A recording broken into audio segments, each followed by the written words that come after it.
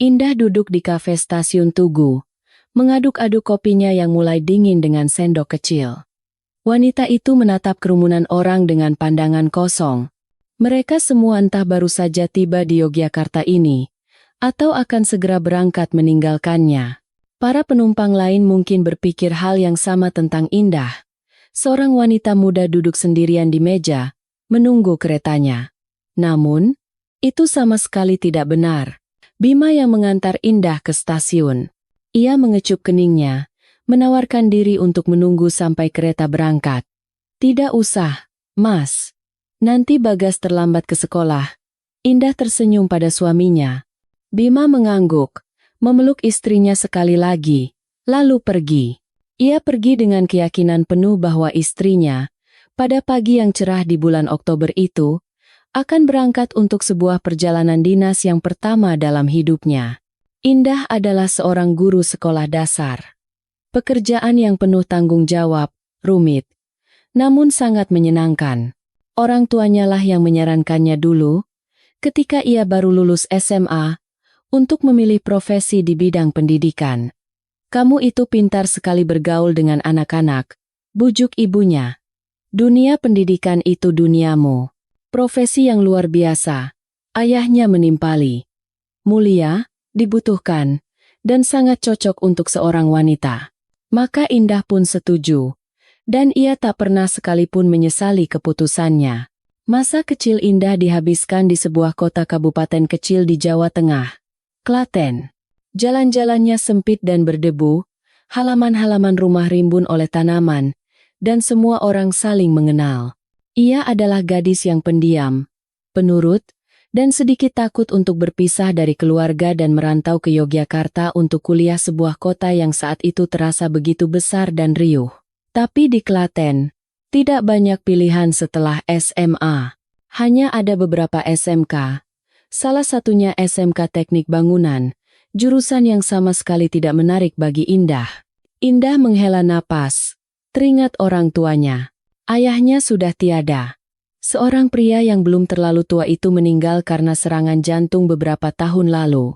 Untungnya, ia sempat melihat cucunya, Bagas. Bagaimana Indah melewati tahun yang berat itu, ia sendiri pun tak mengerti. Semuanya terjadi begitu cepat. Ibunya juga sekarang sering sakit-sakitan. Kadang tekanan darahnya tinggi, kadang jantungnya bermasalah. Indah sangat mencemaskannya. Satu-satunya yang menenangkannya adalah kakak laki-lakinya, Fajar, dan keluarganya tinggal persis di sebelah rumah ibu. Mereka menjaga ibu, tidak membiarkannya kesepian atau murung. Ibu juga sering membantu Fajar dan istrinya menjaga cucu-cucu mereka. Bagas pun sering berkunjung ke rumah neneknya. Ia sangat suka di sana. Tiba-tiba perhatian Indah tertarik pada sebuah keluarga muda. Seorang wanita cantik, seorang pria, dan seorang bayi laki-laki berusia sekitar 1 tahun digendongannya. Entah kenapa, pemandangan itu mengingatkan Indah pada keluarganya sendiri, dirinya, Bima, dan Bagas. Mereka juga seperti itu belum lama ini. Bahagia, tanpa beban, puas dengan hidup. Dari luar, segalanya tampak masih sama. Tapi hanya Indah yang tahu apa yang berkecamuk di dalam hatinya. Indah sangat mencintai Bima. Mungkin ini adalah cinta pada pandangan pertama. Atau jika bukan cinta, setidaknya sebuah simpati yang sangat kuat.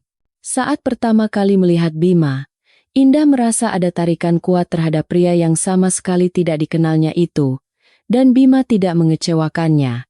Setelah berkenalan, Indah sadar bahwa Bima adalah pria yang luar biasa. Peka, peduli, perhatian, baik hati, dan sangat berbakat.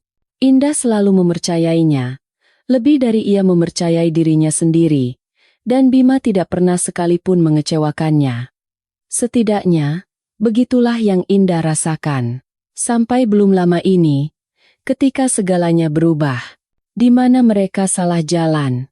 Sekarang sulit untuk menentukannya. Perubahan itu terjadi perlahan, tidak kentara, hari demi hari, di tengah kesibukan dan urusan yang tak ada habisnya. Indah tidak langsung menyadari perubahan itu. perjalanan dinas, semuanya dimulai dari sana. Atau mungkin bahkan lebih awal. Perjalanan-perjalanan kerja itu menjadi lebih sering belakangan ini. Awalnya, Bima hanya menjadi sedikit linglung. Indah bisa melihat ada sesuatu yang memenuhi pikirannya, sesuatu yang sepertinya sangat menarik, bahkan memberinya inspirasi. Bima sering melamun, dan seulas senyum misterius terukir di bibirnya. Tapi siapa yang akan memperhatikan detail seperti itu setelah 8 tahun menikah? Urusan rumah tangga, rutinitas, semua itu menumpulkan kewaspadaan. Bima tetaplah suami dan ayah yang penuh kasih dan perhatian. Ia sering bermain dengan Bagas, tidak segan membantu pekerjaan rumah, dan tetap bekerja. Gaji Bima merupakan bagian terbesar dari anggaran keluarga mereka. Dialah pencari nafkah, pelindung, dinding yang kokoh. Indah sudah terbiasa dengan itu. Sejak awal, suaminya telah menunjukkan diri sebagai orang yang bertanggung jawab dan tegas. Bersamanya, ia merasa aman. Indah tahu Bima masih mencintainya. Terkadang, Bima menatapnya dengan tatapan yang membuat hatinya menghangat. Ia juga sering memujinya, memberinya hadiah tanpa alasan khusus, dan selalu merawatnya. Tentu saja Indah sadar betapa beruntungnya dia. Ia sudah melihat banyak suami dari teman-teman dan kenalannya. Banyak dari kepala keluarga itu yakin bahwa beban pekerjaan rumah tangga harus ditanggung sepenuhnya oleh istri. Ada yang suka minum-minum, ada yang selingkuh, ada yang secara sistematis menyiksa pasangannya secara mental. Ketika teman-temannya mengeluh tentang suami mereka, Indah bahkan tidak bisa ikut serta dalam percakapan seperti itu, dan ia merasa bahagia karenanya. Bima adalah kekasih, sahabat, dinding, sandaran, dan harapan semua menjadi satu. Mereka berbagi segalanya, benar-benar segalanya, dan keduanya yakin bahwa pasangan mereka akan mengerti, mendukung, dan menyetujui. Indah terbiasa hidup seperti itu. Ia merasa, adilnya, itu juga berkat usahanya. Dalam hubungan seperti ini, mereka berdua, ia dan Bima, sama-sama hebat. Tidak ada suami sesempurna itu, kata Rani, sahabat sekaligus rekan kerja Indah, sambil menggelengkan kepala. Mereka sering menghabiskan waktu luang di antara jam mengajar di kantin sekolah, membahas segala hal. Rani adalah orang yang menarik, cerdas, ceria, dan energik. Indah suka menghabiskan waktu bersamanya. Hanya saja, Rani telah bertahun-tahun lalu kehilangan kepercayaannya pada laki-laki. Rani pernah mengalami cinta sejatinya. Di tahun kedua kuliah, ia jatuh cinta pada seorang pria yang ditemuinya di jalan. Pria itu yang mendekatinya, menghujaninya dengan pujian, dan mengajaknya jalan-jalan. Begitu saja, dengan cara kuno. Ia melihat seorang gadis muda yang cantik dan memutuskan untuk mendekatinya. Dan Rani, yang biasanya selalu rasional dan hati-hati, langsung setuju. Pria itu memukaunya dengan kegigihan dan kepercayaan dirinya. Terjadilah sebuah romansa yang berapi-api. Saat itu, Rani seolah terhipnotis. Ia menutup mata terhadap banyak hal, bahwa pria itu jauh lebih tua, dan bahwa ia hampir tidak pernah menceritakan apapun tentang dirinya. Rani hanya tahu bahwa pria itu datang dari Jakarta untuk waktu yang singkat. Kekasihnya itu bersumpah cinta abadi, merencanakan masa depan. Singkatnya, ia tahu cara memikat seorang gadis yang tidak berpengalaman. Ia menciptakan citra seorang pria yang andal dan bertanggung jawab, mempesonanya dengan perhatian, dan menenggelamkannya dalam bunga serta pujian. Rani rela melakukan apa saja untuknya. Ia bahkan bertengkar dengan orang tuanya untuk pertama kali dalam hidupnya. Mereka tidak mengizinkannya menginap di tempat temannya. Sepertinya mereka sudah curiga. Tetapi anak perempuan mereka yang selama ini patuh itu menyatakan bahwa ia sudah dewasa, membanting pintu, dan lari ke pelukan pujaannya. Tentu saja, kebahagiaan itu singkat. Sang pangeran dari ibu kota menghilang begitu saja. Sama tiba-tibanya seperti saat ia muncul. Ia lenyap dari peredaran. Berhenti menjawab telepon. Untuk beberapa saat, Rani khawatir, mengira sesuatu telah terjadi padanya, bahkan sampai menangis. Kemudian ia pergi ke hotel tempat pria itu menginap dan mengetahui bahwa pagi itu, pria itu dengan tenang menyerahkan kunci kamar, memesan taksi ke bandara, dan pergi. Rani mengerti segalanya saat itu, tetapi masih berharap, siapa tahu ada urusan mendadak. Ia pasti akan menelepon lagi, pasti akan muncul lagi. Ia tahu di mana harus mencari Rani. Tidak mungkin semua itu bohong tatapan penuh pujaannya. Kata-katanya tentang masa depan, tidak mungkin. Tentu saja, cinta sejatinya tidak pernah muncul lagi. Rani menderita. Ia tidak mau makan, tidak mau bicara dengan siapapun. Gadis itu merasa hancur, remuk, dikhianati. Ia merasa tidak akan ada lagi hal baik dalam hidupnya. Beberapa bulan kemudian, Rani menyadari ia punya masalah yang lebih serius. Ia hamil. Kabar itu menjadi kejutan besar baginya, dan entah bagaimana, justru menyadarkannya, mengembalikannya pada kehidupan. Setelah itu, ada percakapan serius dengan orang tuanya. Tentu saja mereka menasihatinya, tetapi mereka tetap mendukungnya. Jadilah Rani seorang ibu tunggal. Ia tinggal bersama orang tuanya, dan mereka membantunya membesarkan putrinya. Seluruh keluarga sangat menyayangi gadis kecil itu. Alia tumbuh menjadi anak yang sangat cantik, seperti boneka. Wajahnya mirip ayahnya. Rani tersenyum sambil menatap putrinya. Setidaknya untuk itu aku harus berterima kasih padanya. Anakku jadi cantik. Indah tahu cerita Rani dan mengerti mengapa sahabatnya itu begitu negatif terhadap semua pria. Baginya, semua pria sekarang sama seperti ayah dari putrinya. Penipu, playboy, hidung belang. Dan tidak ada gunanya berdebat dengannya. Semua laki-laki itu selingkuh. Semuanya, Rani meyakinkan Indah. Sudah sifat mereka, tidak bisa diubah. Entahlah, kurasa tidak semua begitu. Indah membantah dengan senyum. Semua, Rani tidak menyerah. Yang tidak selingkuh itu hanya karena belum menemukan pasangan yang tepat. Tapi aku percaya pada Bima. Itu salah. Kalau aku jadi kamu, aku tidak akan terlalu yakin soal itu. Mereka semua tidak bisa diandalkan. Indah berusaha menghindari percakapan seperti itu dengan sahabatnya. Tetapi kadang-kadang topik itu muncul dengan sendirinya. Indah kasihan pada Rani. Ia tidak beruntung di masa mudanya. Bertemu dengan penipu, dan sekarang jadi seperti ini. Tidak peduli seberapa keras Indah mencoba meyakinkannya, Rani tetap pada pendiriannya. Dari semua pria di dunia, Rani hanya mengakui dan mencintai dua orang, ayahnya dan Bagas, putra Indah, yang mana ia adalah ibu baptisnya. Sisanya ia anggap sebagai calon penipu dan peselingkuh. Terkadang, Indah dan Rani berdebat tentang Bima. Tidak mungkin dia sesempurna itu. Rani menggelengkan kepala. Kamu hanya tidak memperhatikan banyak hal. Atau mungkin kamu menganggapnya normal. Tidak. Kami saling percaya. Dia orang terdekatku. Hal seperti itu ada. Lihat saja kami. Mungkin itu bisa membantumu mengubah pandanganmu. Mungkin kamu juga bisa mencoba berkenalan dengan seseorang. Terima kasih. Tidak perlu. Aku sudah pernah mengalaminya. Indah menghela napas. Rani adalah wanita muda yang menarik. Dan Indah merasa sedih sahabatnya melewatkan kesempatan untuk merasa diinginkan dan dicintai. Ia bahkan menyarankan Rani untuk pergi ke psikolog. Seorang spesialis mungkin bisa membantunya mengatasi trauma masa lalunya. Tapi Rani menolak mentah-mentah. Suatu kali, setelah pulang dari ulang tahun seorang teman dengan taksi, Rani, yang minum sedikit lebih banyak dari biasanya, tiba-tiba curhat pada Indah. Setelah dia, semua laki-laki lain terasa hambar.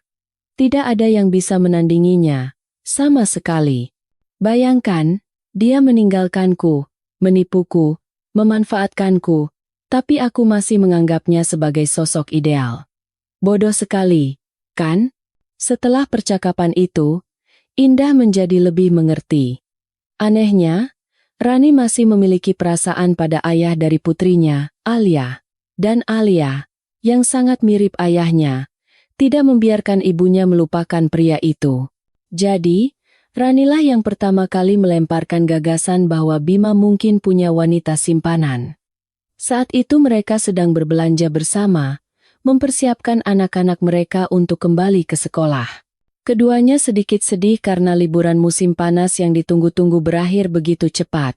Sebentar lagi pelajaran akan dimulai lagi, tidak hanya untuk Alia dan Bagas, tetapi juga untuk ibu-ibu mereka yang berprofesi sebagai guru. Bangun pagi, kewajiban, rutinitas yang tak berujung. Bima akan pergi dinas lagi. Indah berbagi kabar dengan sahabatnya. Kok sering sekali dia pergi? Rani menggelengkan kepala.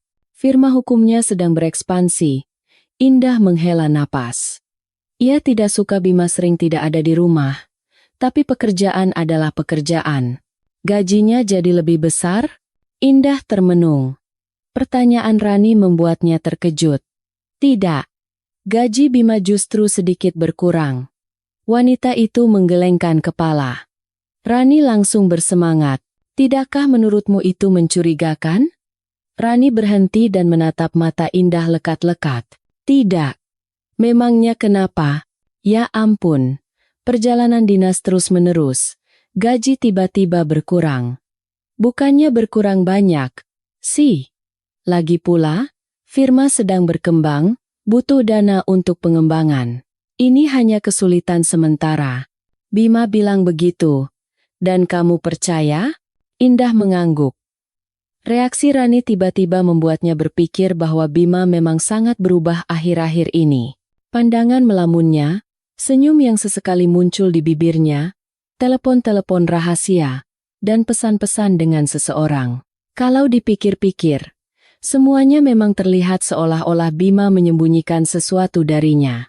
Tiba-tiba sebuah episode terlintas di benaknya. Indah masuk ke kamar tidur, di mana Bima sedang duduk dengan laptopnya.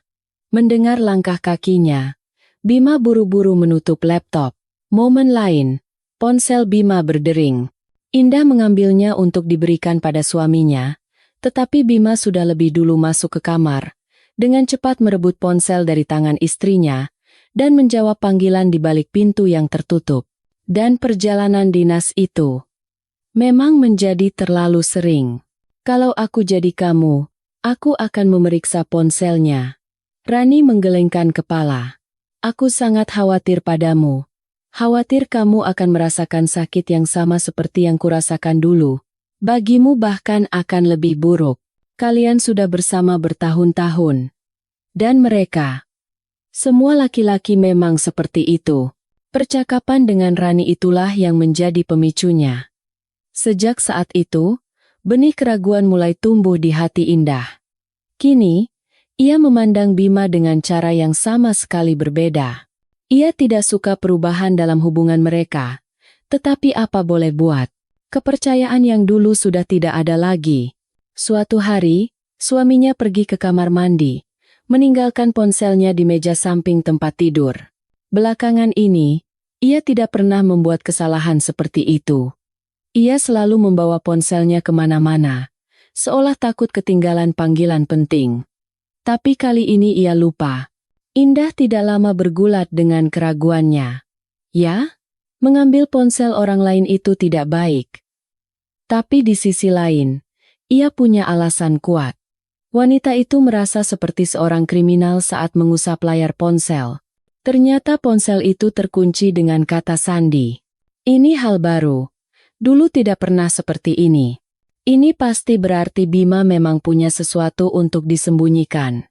Bima bersikap seolah tidak terjadi apa-apa. Indah tidak merasakan adanya sikap dingin dalam hubungan mereka dari pihaknya. Tidak. Bima masih memeluk dan menciumnya sebelum berangkat kerja. Ia masih berusaha merawat istrinya. Hanya saja, pria itu jelas sedang sangat asyik dengan sesuatu, atau seseorang. Sesuatu yang sepenuhnya menyita pikirannya. Indah sangat mengenal suaminya dan ia bisa melihatnya. Tapi Bima tidak terburu-buru berbagi rahasia dengan istrinya. Padahal dulu mereka selalu menceritakan segalanya. Apa benar ada wanita simpanan? Pikiran itu tajam. Tidak menyenangkan, menyakitkan, dan terasa dingin. Ketika Indah memikirkannya, bulu kuduknya meremang. Ia tidak mau percaya Bima tega melakukan itu padanya. Lagi pula, kenapa? Hubungan mereka selama ini baik-baik saja. Untuk apa ia butuh wanita simpanan? Mungkin Rani benar. Mungkin pria memang tidak mampu setia. Bahkan yang terbaik sekalipun. Indah mencoba mengusir pikiran-pikiran yang melelahkan itu. Dan ketika pikiran itu kembali menghantuinya, wanita itu dengan putus asa mencoba mencari penjelasan yang masuk akal untuk perilaku Bima. Firma sedang berkembang, banyak pekerjaan, makanya perjalanan dinas jadi sering. Suaminya lelah, makanya jadi lebih pendiam. Tapi dia masih mencintainya dan Bagas. Itu terlihat jelas. Satu-satunya yang tidak cocok dengan skenario yang ia bangun adalah tatapan melamun dan nyaris jatuh cinta di mata Bima. Karena pada saat itu, ia tidak sedang menatap istrinya. Apa penyebabnya? Pekerjaan sebagai pengacara tidak pernah membuatnya begitu bahagia. Ia masuk ke fakultas hukum hanya karena disuruh orang tuanya. Persis seperti yang terjadi pada Indah. Orang tua Bima yang memilihkan profesi untuknya karena sampai akhir SMA, ia belum juga memutuskan ingin jadi apa. Sebenarnya ia sudah punya pilihan, tapi itu bukan pilihan yang serius, dan ia sadar akan hal itu. Bima ternyata menjadi pengacara yang cukup baik. Ia selalu pandai bicara dan cepat berpikir, sehingga ia berhasil dalam profesinya. Bima berusaha sangat keras demi keluarganya. Ia melakukan segalanya agar istri dan anaknya tidak kekurangan apapun. Dulu, Bima pernah harus membuat pilihan yang sulit. Indah ingat momen itu. Ia sangat menghargai suaminya atas apa yang dilakukannya saat itu. Ia sadar bahwa Bima telah melewati semacam ujian, dan bahkan bisa dibilang mengorbankan mimpinya demi dirinya. Dan setelah semua itu, setelah semua yang mereka lalui, bagaimana mungkin Bima tega berbuat seperti ini? Sulit dipercaya bahwa ia punya wanita simpanan, tetapi semua fakta menunjuk ke arah sana. Dan Rani seringkali menuangkan bensin ke dalam api dengan pembicaraannya tentang suami-suami yang tidak setia. Namun, Indah tetap berusaha untuk tidak memikirkan hal itu. Ia terus-menerus mencari pembenaran untuk suaminya. Satu demi satu, untuk sementara waktu, ia merasa lebih baik. Tapi kemudian, pesan-pesan Bima dengan seseorang, atau senyumnya itu, pulang kerja terlambat, perjalanan dinas yang tak ada habisnya. Bima pasti menyembunyikan sesuatu. Suatu hari, sekitar akhir September, Indah bertemu Putra di sebuah mall, seorang teman lama sekaligus kolega Bima. Mereka bekerja di firma hukum yang sama, tetapi di departemen yang berbeda. "Hai, kamu kelihatan hebat." Putra tersenyum melihat kenalan lamanya. "Hai, lama tidak bertemu. Apa kabar?" "Baik-baik saja. Seperti biasa. Bekerja keras." Putra yang cerewet itu berkata dengan cepat. "Ya, pekerjaan kalian sekarang pasti banyak sekali." Indah menggelengkan kepala. "Kalian kan sedang ekspansi." Keterkejutan yang sekilas muncul di wajah Putra tidak luput dari perhatian Indah. Sepertinya ia sama sekali belum pernah mendengar tentang ekspansi apapun. Tetapi pria itu dengan cepat menguasai diri. "Ekspansi." "Ya, ekspansi," kata Putra dengan nada kurang yakin. "Pekerjaan banyak." Pria itu tersenyum cerah pada lawan bicaranya dan mencoba pergi. Tetapi Indah tidak berniat melepaskannya begitu saja. Ia sudah sadar bahwa cerita suaminya tentang perubahan di firma adalah bohong. Reaksi Putra sangat fasih. "Tunggu dulu. Kamu juga sering pergi dinas sekarang. Seperti Bima?" Putra membeku. Bingung harus menjawab apa agar tidak menyulitkan temannya. Itu sangat terlihat. Wajahnya menunjukkan pergulatan batin yang berat. Kemudian ia mengangguk dan, dengan alasan ada urusan mendesak, bergegas pergi. Tetapi perilakunya sudah mengatakan banyak hal pada Indah. Tentu saja tidak ada perjalanan dinas. Bima mengarang perjalanan itu untuk apa? Untuk menghabiskan waktu dengan wanita simpanannya. Indah mulai mengawasi suaminya lebih ketat. Ia tidak suka peran barunya sebagai detektif ini, tetapi apa boleh buat. Indah butuh bukti. Ia harus yakin bahwa Bima menipunya sebelum berbicara dengan suaminya tentang hal ini. Indah menceritakan kekhawatirannya pada Rani. Siapa lagi? Tidak mungkin pada ibunya yang punya penyakit jantung. Selain itu, Indah tidak punya orang dekat lain di sekitarnya. Tidak aneh, Rani mengangkat bahu. Bukan kamu yang pertama, bukan kamu yang terakhir. Biasa saja. Aku kan sudah bilang, aku tidak sedang membicarakan soal pandanganmu tentang laki-laki. Aku tahu itu. Yang aku mau tahu adalah bagaimana caranya mendapatkan bukti. Memangnya kamu butuh bukti? Butuh. Indah menghela napas. Sulit sekali menjelaskan pada Rani bahwa tidak mudah. Setelah bertahun-tahun bahagia, tiba-tiba menuduh Bima tanpa dasar. Bagaimana jika ia salah? Bima pasti akan sangat terluka. Dan bahkan jika wanita simpanan itu memang ada, tanpa bukti, Bima akan mengelak, mencari alasan, dan membuat istrinya ragu lagi. Kalau kamu memang butuh bukti, Rani berkata sambil berpikir, kalau kamu memang sangat membutuhkannya, aku punya satu rencana. Seharusnya berhasil. Ayo, ceritakan, pinta Indah. Dan Rani pun menceritakan rencananya. Dalam kondisi Indah saat ini, ia mungkin tidak akan terpikirkan hal seperti itu. Kamu harus menghilang dari kota. Buat alasan. Bilang kamu harus segera menjenguk ibumu. Atau karang cerita lain. Tapi Bima harus yakin kamu tidak ada di kota. Dan tidak akan ada selama beberapa hari. Apartemen. Apartemen akan sepenuhnya jadi miliknya. Mengerti? Dan kamu, pasang kamera di lorong depan pintu. Tidak mahal kok. Lalu awasi. Jika wanita simpanan itu ada, mereka pasti akan memanfaatkan kepergianmu.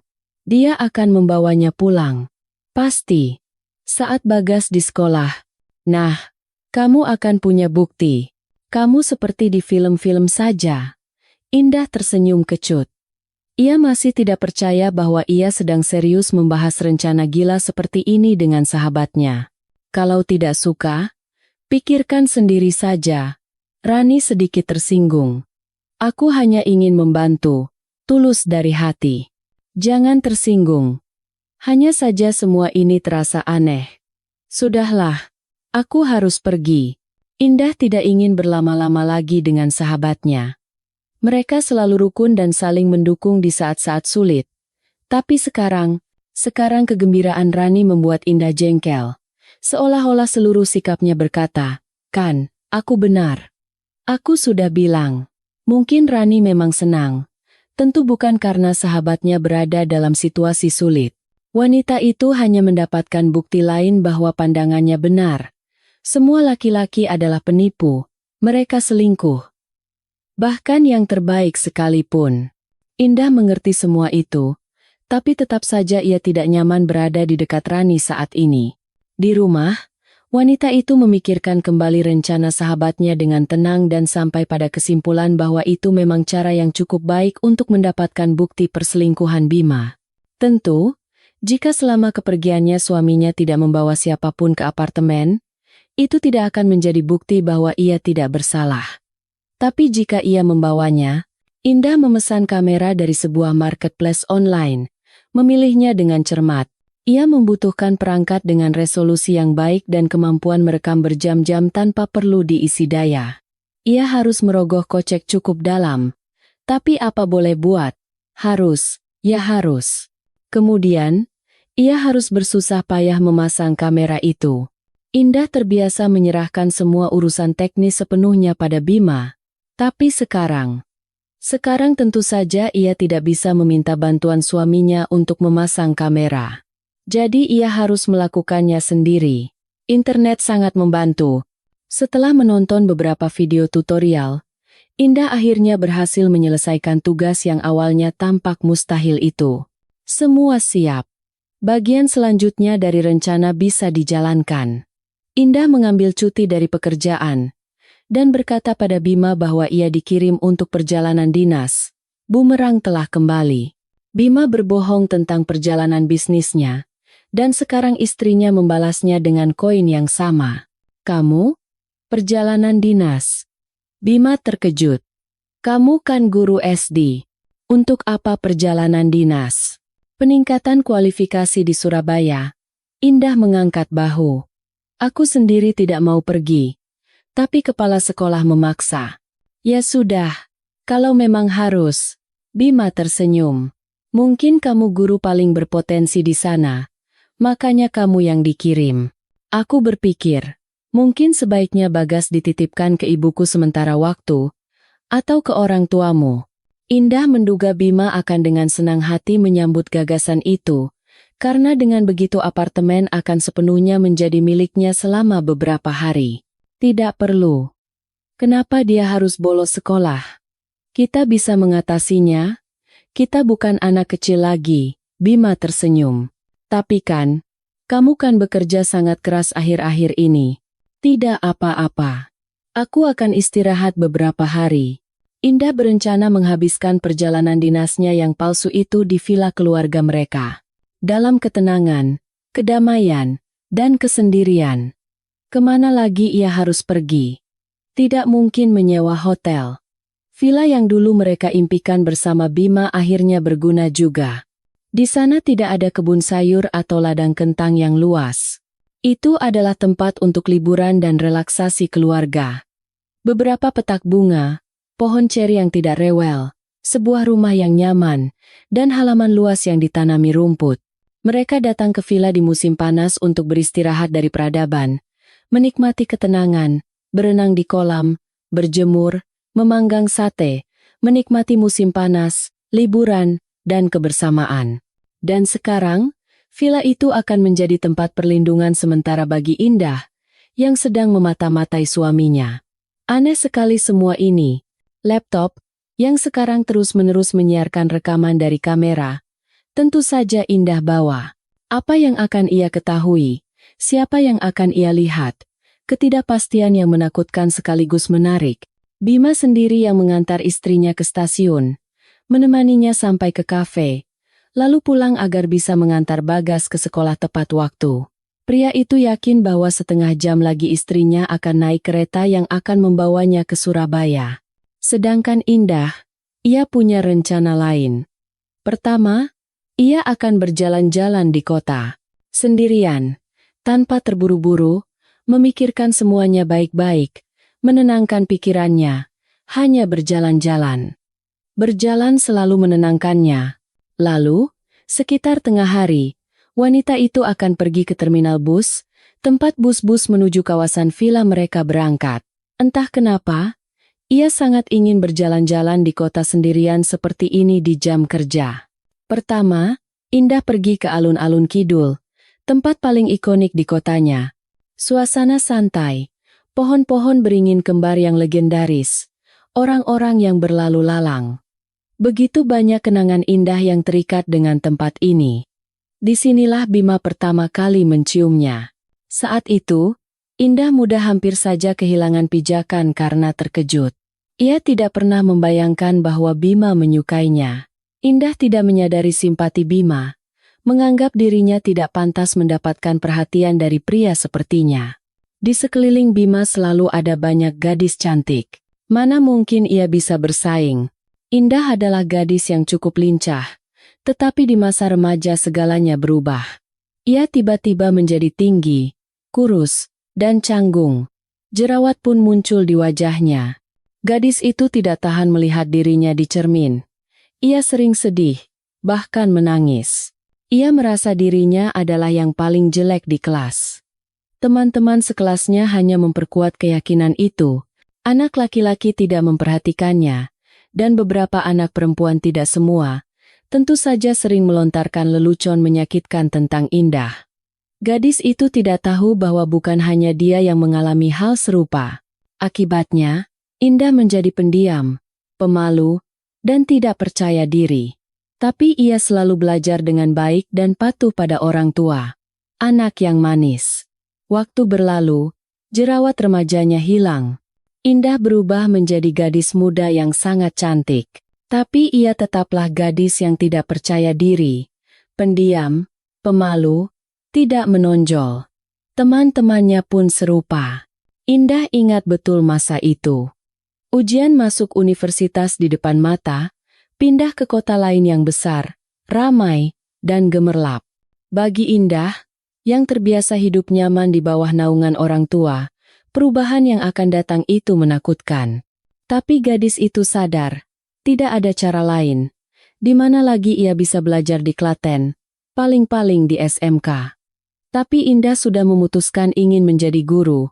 Yah, bukan memutuskan, tapi disarankan oleh ayah dan ibunya, dan gadis itu tidak menolak. Ia tahu belum punya pemikiran sendiri tentang masa depannya. Guru, ya guru.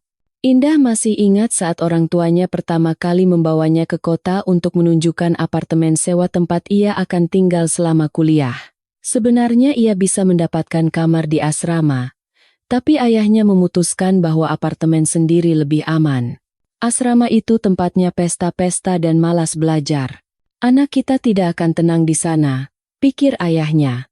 Menyewakan apartemen untuk putri satu-satunya, aku masih sanggup, dan dimulailah kehidupan yang sama sekali berbeda bagi Indah. Mandiri, penuh warna, terkadang sulit. Ia harus terbiasa dengan segalanya, benar-benar segalanya. Bangun sendiri dengan alarm, membuat sarapan dan makan malam sendiri, naik bus ke universitas, belajar dengan cara yang sama sekali baru. Awalnya, banyaknya perubahan membuat Indah tertekan. Ia sangat ingin mengembalikan semuanya seperti semula, menjadi anak kesayangan ayah dan ibu lagi. Tapi tidak ada jalan untuk kembali, dan Indah sangat menyadari itu. Gadis itu punya teman-teman baru. Misalnya, Sari. Ia datang ke kota dari desa, tapi tidak seperti Indah. Ia justru senang dengan kebebasan yang tiba-tiba didapatnya. Sari tinggal di asrama, sering bolos kuliah, dan tahu tempat-tempat asyik di kota. Mereka menjadi dekat, mungkin karena sama-sama perantau. Kadang-kadang Sari menginap di tempat teman barunya, biasanya saat ia pulang terlalu malam dari suatu acara. Sari menceritakan petualangannya pada Indah, dan Indah mendengarkan dengan penuh perhatian. Itu sangat menarik. Sari yang santai dan bebas tampak seperti pahlawan dari serial remaja yang seru. Sari sering mengajak Indah ikut, tapi gadis itu selalu menolak. Entah harus mempersiapkan ujian, atau mengerjakan tugas akhir.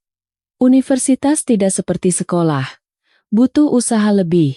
Belajar adalah prioritas utama bagi Indah. Sari sering menggodanya dengan ramah. Kamu menyia-nyiakan masa mudamu, kata sahabatnya sambil menggelengkan kepala, menatap Indah. Cantik, muda, tapi malah mendekam di antara buku-buku di 4 dinding ini. Ayo ikut aku ke klub, tapi besok pagi ada kuliah. Ah, cuma sejarah pendidikan. Ujian masih lama. Kita bisa bersenang-senang. Tapi Indah tetap pada pendiriannya. Namun suatu kali, setelah ujian akhir semester, Sari akhirnya berhasil membujuknya untuk pergi ke klub. Indah sendiri sudah lama ingin pergi ke tempat seperti itu. Sahabatnya menceritakan semuanya dengan sangat menarik. Dan saat itu ujian sudah selesai dengan sukses. Liburan yang ditunggu-tunggu sudah di depan mata. Kenapa tidak? Sari sangat senang mendapat persetujuan sahabatnya. Akhirnya, aku akan membawamu keluar. Serunya gembira. Tapi kita harus bersiap dulu. Kamu tidak punya pakaian yang cocok. Pakaian yang cocok ternyata ada di lemari Sari. Ia menyeret Indah ke kamarnya di asrama dan menyuruhnya mencoba banyak sekali pakaian. Itu sama sekali bukan gaya Indah. Celana jeans ketat sobek-sobek, atasan yang memperlihatkan perut, gaun-gaun mini berhias payet. Sari mengagumi penampilan Indah, tapi gadis itu sendiri merasa tidak nyaman. Ah, kamu tidak mengerti. Sari menghela napas ketika Indah menolak ide gayanya yang lain. Baiklah. Pergilah dengan pakaianmu sendiri. Dan Indah pun pergi dengan jeans dan kaos favoritnya. Rambutnya diikat ekor kuda tinggi. Tapi atas desakan Sari, ia tetap merias wajah dan memakai anting sahabatnya, anting lingkaran besar seperti gipsi. Beberapa jam kemudian, Indah sangat menyesal tidak berpakaian lebih mencolok, lebih efektif. Mungkin kalau begitu, pria itu akan memperhatikannya. Sari membawa Indah ke sebuah klub. Ia berjalan dengan sangat percaya diri melewati penjaga keamanan, lalu masuk ke dalam aula yang luas. Indah langsung sadar, sahabatnya adalah pelanggan tetap di sini. Selalu ada saja yang menyapa Sari, entah laki-laki atau perempuan. Mereka mengobrol singkat, saling tersenyum. Sari merasa seperti ikan di air. Sedangkan Indah, ia sedikit canggung di lingkungan yang asing, meskipun ia jelas menyukainya. Musik yang menghentak, orang-orang menari mengikuti irama di lantai dansa. Siapa saja ada di sini, gadis dan pria dari berbagai usia, yang mencolok dan yang biasa saja, yang eksentrik dan yang gaya. Ada banyak yang bisa dilihat. Indah terdiam sejenak, mengamati kerumunan yang ramai. Sangat menarik. Tapi Sari sudah menariknya lebih jauh. Kenapa diam saja? Ayo, kita sudah ditunggu. Sahabatnya membawa Indah naik tangga sempit. Mereka tiba di sebuah balkon yang menggantung tepat di atas lantai dansa. Balkon itu dipenuhi meja-meja dengan sofa dan kursi yang nyaman. Dari sini, lantai dansa terlihat dengan sangat jelas. Dari salah satu meja, teman-teman Sari sudah melambai menyapa. Mereka terlihat sangat mencolok. Para pria mengenakan jeans ketat dan jaket kulit. Para gadis di samping mereka tampak lebih biasa. Indah awalnya heran, tapi kemudian ia melihat gitar-gitar yang disandarkan di kursi. Oh, begitu. Ini teman-teman Sari yang baru saja membentuk band rock. Sahabatnya pernah bercerita tentang mereka. Katanya mereka sangat berbakat, menciptakan musik dan lirik sendiri. Para gadis itu duduk di meja bersama teman-teman Sari. Ini sahabatku, Indah. Aku sudah pernah cerita tentang dia, kata Sari, mencoba mengalahkan suara musik. Perhatian semua orang langsung tertuju pada Indah. Gadis itu, seperti biasa, menjadi malu. Hai, senang berkenalan denganmu. Terdengar suara dari seberang. Gadis itu tersenyum dan mengangguk. Kemudian, percakapan berlanjut seperti biasa. Perhatian beralih dari Indah ke salah satu pria. Gadis itu sedikit rileks. Ia suka di sini. Ia memarahi dirinya sendiri karena terlalu pemalu dan berusaha sekuat tenaga untuk bersikap santai dan bebas seperti yang lain. Percakapan beralih ke fakta bahwa mereka akan segera tampil. Tapi vokalisnya belum juga datang. Semua orang dengan bercanda menyalahkan seseorang bernama Bima. Lalu, Bima akhirnya muncul. Seorang pria dengan rambut gelap yang sedikit acak-acakan itu muncul tiba-tiba. Ia mengenakan jeans pudar dan kaos longgar. Gaya pria muda itu jelas berbeda dari teman-temannya. Dan ia memang berbeda. Istimewa. Tatapan ceria dengan sedikit kilatan nakal. Senyum yang menawan. Baru saja semua orang menyalahkannya. Tapi begitu melihatnya, mereka semua tersenyum lebar. Akhirnya datang juga. Salah satu pria menggerutu sekadarnya. Kita tampil 15 menit lagi. Kamu tahu aku tidak pernah mengecewakan. Bima menepuk bahunya, lalu melihat gadis asing itu. Indah, dan tersenyum cerah. Senyum itu menciptakan dua lesung pipi yang akhirnya benar-benar meluluhkan Indah. Ia sadar. Ia telah jatuh. Ada seorang bidadari di antara kita, kata Bima. Itu Indah, sahabatku. Aku pernah cerita tentang dia. Sari langsung memperkenalkan temannya. Dan Bima, dengan sopan, sangat lembut dan hati-hati, mengambil tangan Indah dan menciumnya. Itu jelas sebuah gestur bercanda. Seseorang bahkan tertawa. Bima sepertinya memang dikenal sebagai orang yang ceria dan pemimpin di kelompok ini. Tapi bagi Indah, ciuman itu sangat berarti. Sentuhan Bima di tangannya membuat kepalanya pusing dan kakinya serasa lemas. Indah masih dalam keadaan sedikit syok ketika teman-teman musisinya tiba-tiba mengambil gitar mereka dan berlari menuruni tangga. Tidak apa-apa, Sari tersenyum pada Indah yang kebingungan. Bima yang membuatmu terkesan seperti itu, ya? Gadis itu tidak menyangkal dan mengangguk setuju. Bisa dimaklumi. Dia memang karismatik. Kemudian, band arus balik, yang dipimpin oleh Bima, tampil di panggung. Mereka tampil habis-habisan. Penonton menyambut mereka dengan meriah. Mereka adalah bintang sungguhan, meskipun masih di tingkat lokal. Bagi Indah, penampilan mereka tidak kalah dengan konser-konser yang ditayangkan di televisi. Kemungkinan besar, grup ini punya masa depan cerah.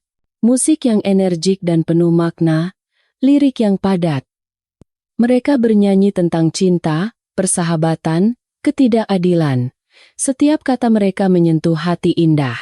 Dan bukan hanya hatinya, dilihat dari reaksi penonton. Kerumunan di depan panggung ikut bernyanyi, menari, bersenang-senang. Mereka tahu cara menguasai panggung.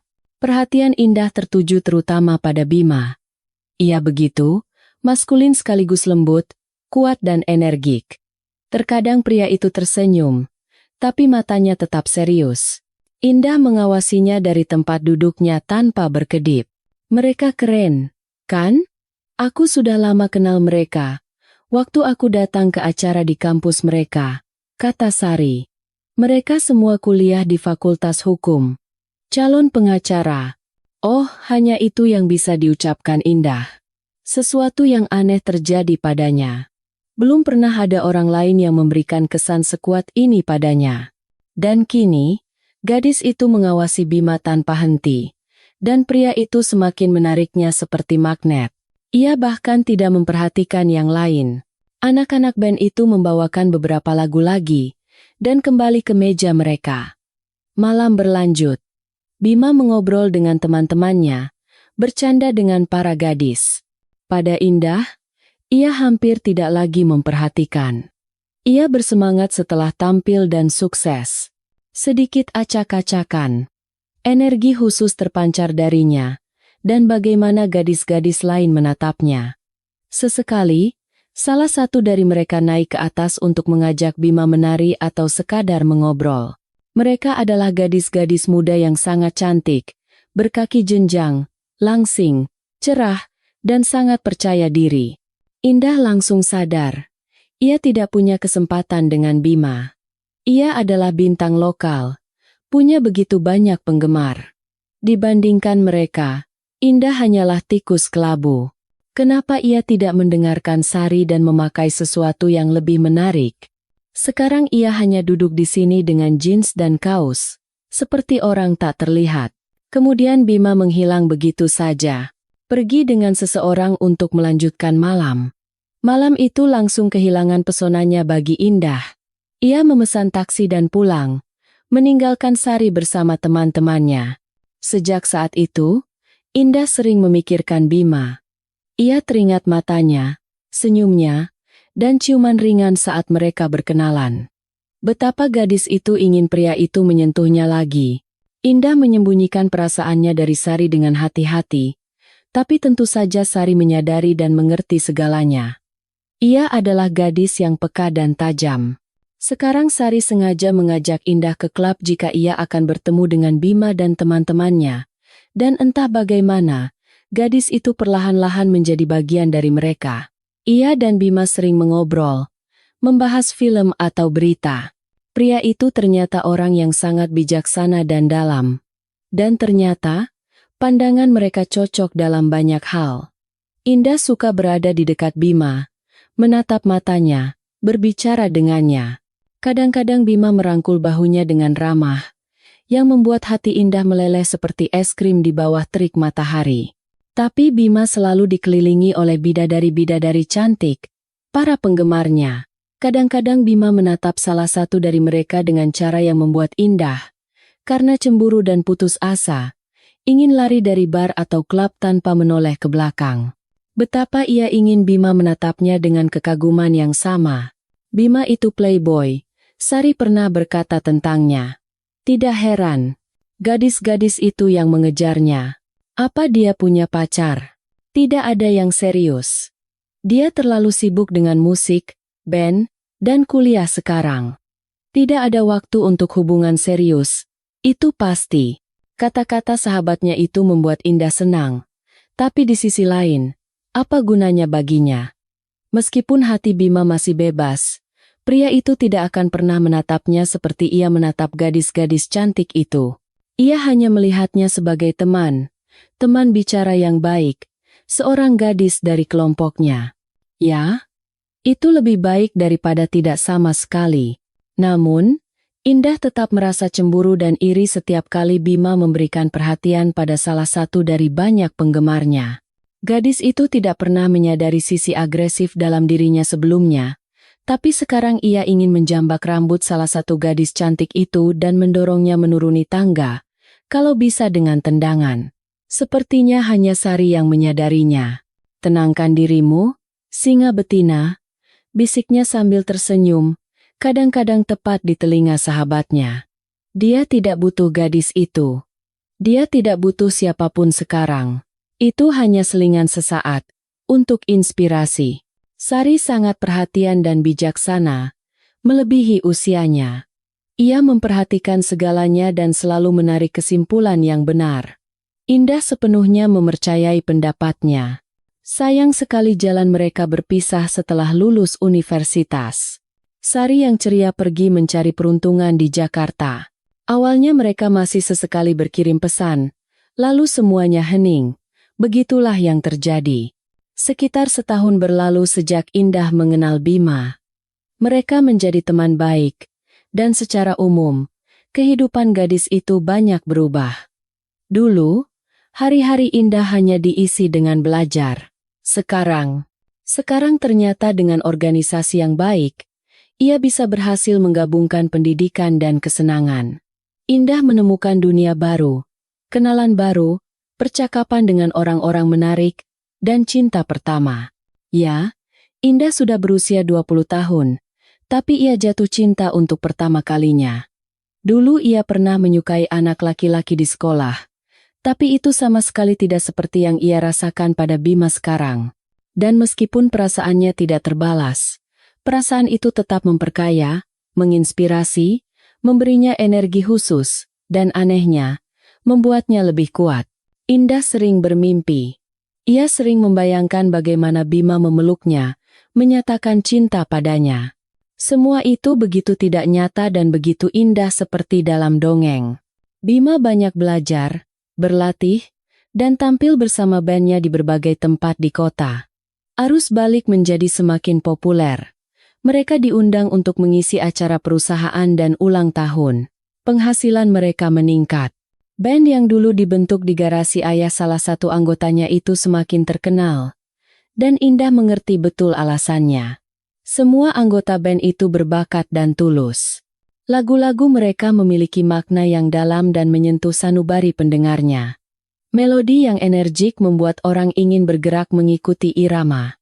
Anggota arus balik benar-benar mencintai apa yang mereka lakukan. Dan dari situlah kesuksesan datang.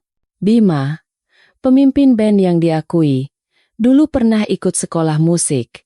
Ia bercerita dengan lucu betapa ia membenci tempat itu. Pelajaran solfegio dan literatur musik yang membosankan, tidak ada pilihan karya musik, guru-guru yang galak dan tidak ramah, ujian, remedial terus-menerus. Semua itu hampir saja mematikan keinginan anak laki-laki berbakat itu untuk bermusik. Untungnya, neneknya memengaruhi orang tua Bima, dan mereka mengizinkannya berhenti dari sekolah musik. Dan saat itulah Bima mulai melakukan apa yang benar-benar ia sukai. Ia mulai menciptakan lirik dan musik sendiri. Pendengar pertamanya adalah teman-teman sepermainannya di lingkungan rumah. Musiknya diapresiasi. Ia tampil di sebuah kafe lokal. Momen ketenaran pertamanya ia dapatkan di depan para sopir truk yang sedang makan bistik. Mereka menyambutnya dengan meriah, bertepuk tangan lama, dan memintanya untuk terus bermain. Itu menginspirasi musisi muda itu. Lalu ia lulus sekolah dan orang tuanya menyarankannya untuk kuliah hukum di kota. Bima adalah anak yang cerdas. Ia selalu mudah belajar. Tapi ia tidak punya preferensi khusus dalam hal profesi. Tentu saja ia ingin menjadi gitaris atau penyanyi terkenal, membentuk band, menghasilkan jutaan rupiah. Tapi Bima sadar itu hanyalah mimpi, peluang untuk mewujudkannya sangat kecil. Di sini, di kota kecilnya, ia adalah bintang yang sedang naik daun. Tapi di kota besar, pasti banyak sekali orang seperti dia. Persaingannya begitu ketat sehingga tidak ada gunanya berharap. Di kota, Bima bertemu dengan orang-orang sejiwa, berkenalan dengan pria-pria yang, seperti dirinya, mencintai musik dan, yang terpenting, tahu cara membuatnya. Begitulah band Arus Balik terbentuk. Mereka memutuskan untuk mencoba. Apa ruginya? Awalnya, mereka hanya ingin bersenang-senang. Mereka bahkan tidak memikirkan tentang penampilan atau ketenaran. Mereka berlatih di garasi ayah salah satu anggota Arus Balik.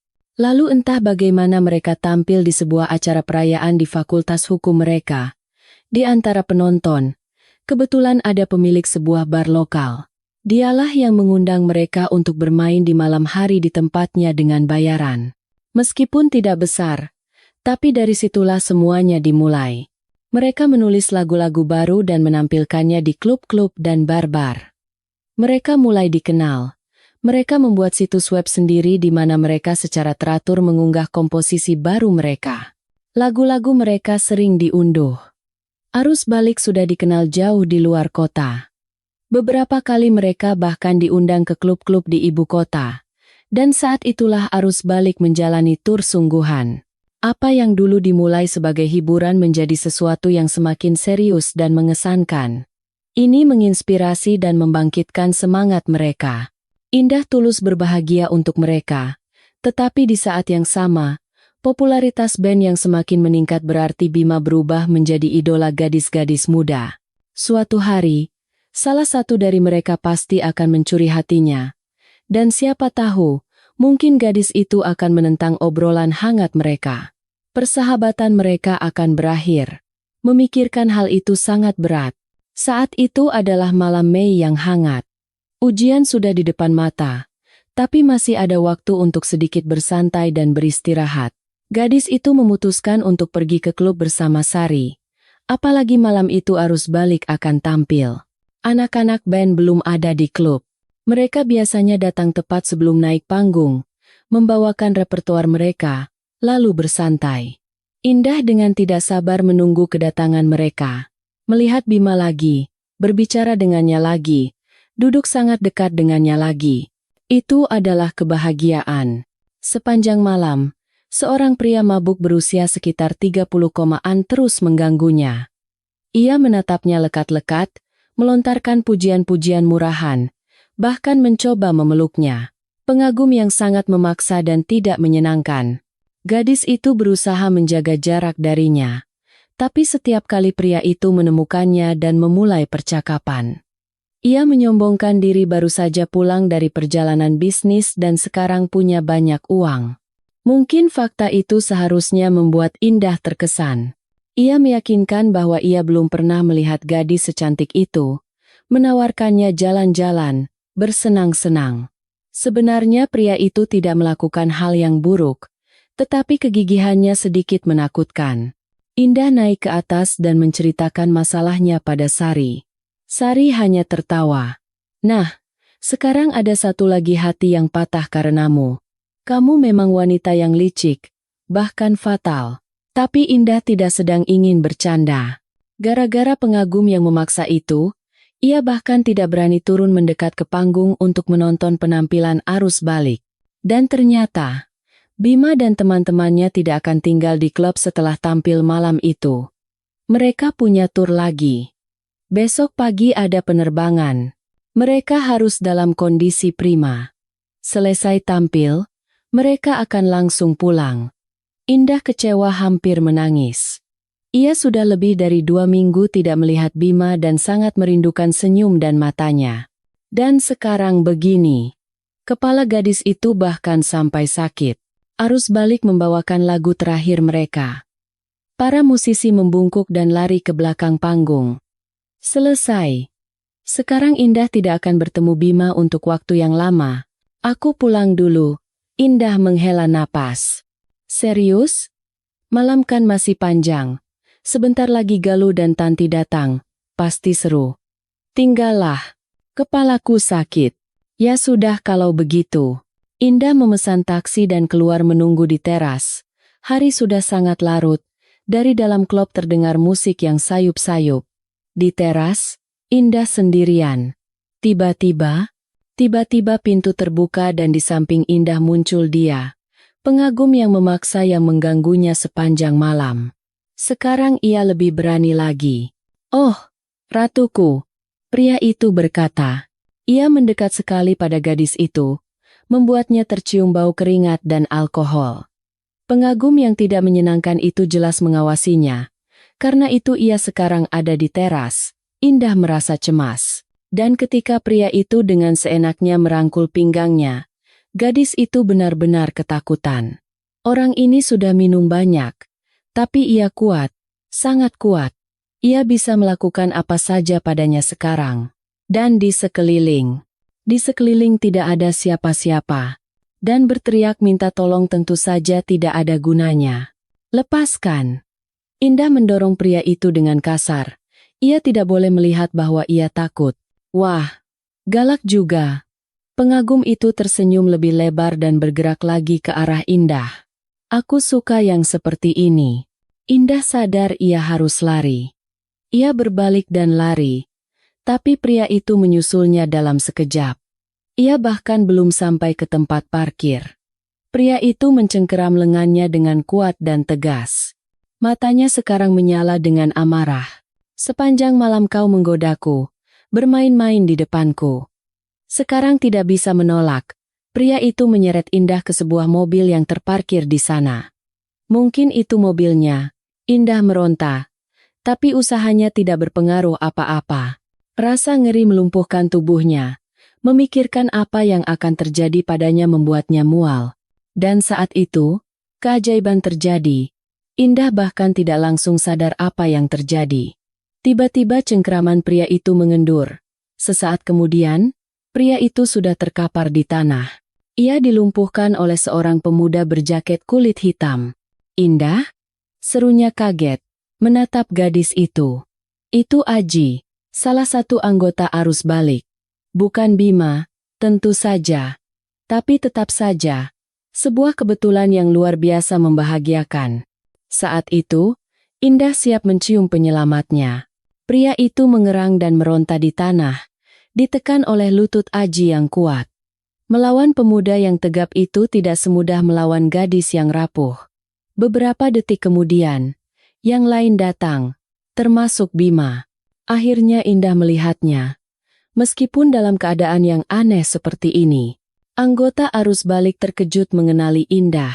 "Kami lihat dari teras ada orang yang menyeret seorang gadis ke mobilnya, tapi tidak menyangka itu kamu." Aji mengungkapkan pendapat semua orang.